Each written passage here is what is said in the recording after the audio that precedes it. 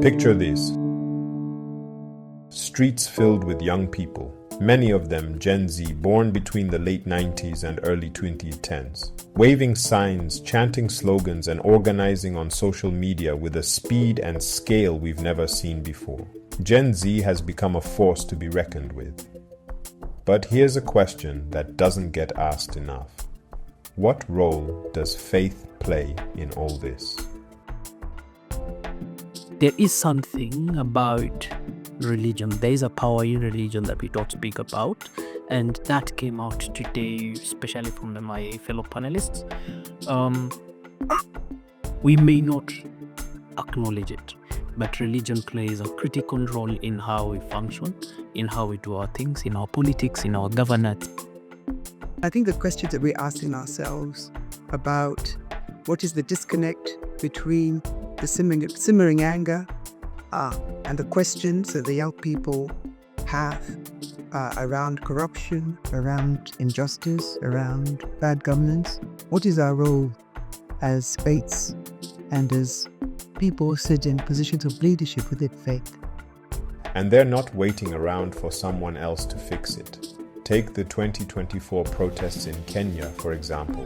Young people flooded the streets over a finance bill that would have raised taxes on basics like bread and diapers.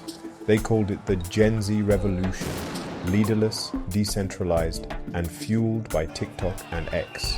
These aren't just outbursts. They're movements driven by a generation that's tech-savvy, outspoken, and impatient for change.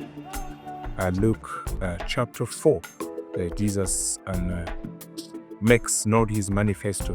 One of the things that spoke to me so profoundly as we examined that text in our group discussion is the central fact that after Jesus opens his scroll and reads it in the synagogue, then as he rolls it back, that all eyes are on him. And the question posed by the facilitator is, what would you do if all eyes were on you? Must come up to support the youth agitation and guide them on the truth agitation. What we are seeing happening today is something that we need to work and bring our hands together on the deck in order to bring solution to it. Otherwise, in the near future, the whole thing is going to consume us. What I've heard from the many conversations, the situation in Kenya is the same thing in Nigeria. Young peoples are vulnerable. They are the most populated in Africa today. And it is sad and so unfortunate that their voices are not being heard. And from every indication from our political movement across the continent, the youth have no place entirely. And the old breed politicians keep recycling themselves, and there is no policy and programs that are meant for the betterment of our countries, particularly the youth.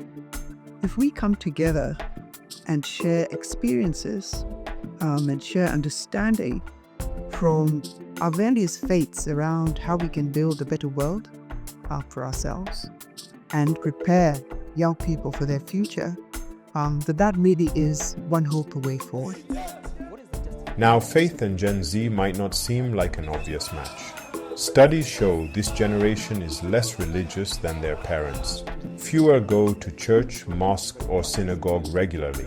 But that doesn't mean faith is irrelevant. For many, it's less about organized religion and more about personal belief systems that shape their values. Think about it.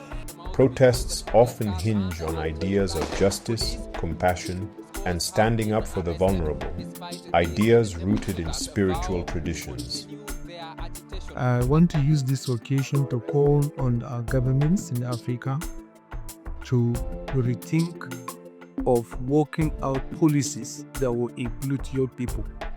Not only that young people deserve places in government, their voices need to be heard so that they will be able to bring strong innovations that are youth-oriented into the system of our governance, because they form the larger part of the communities across the continent. And as faith leader, I have learned from the conversation to always look up and have an open heart and open mind for young people. And it is time not only to empower young people educationally, but also to think of their placement in the society, so that African countries will be a blessed and a best place for everyone to reside. We want to see in future that the way people are running to Europe and other countries, those from Europe are going back to Africa to live for peace, progress, and development. So what are those things that we're blocking that stop us engaging there? But more importantly, what can we do together? What are the conversations we could start having together that are going to help us in our separate faith traditions and together to build a better Kenya, a better Africa, a better... Justice is intersectional. I cannot care about justice in South Africa without caring about what justice looks like in Kenya. We cannot listen to protests in one country and one city and think that it is not connected to the same issues and the reasons people protest in my city and my country. So this just gives me a good reason to continue to network and to build relationships so that together we can build a society full of justice and liberation. My takeaway is that when people who love each other can get in a row, even when things haven't gone right before, things can be made right and we can prepare and begin again.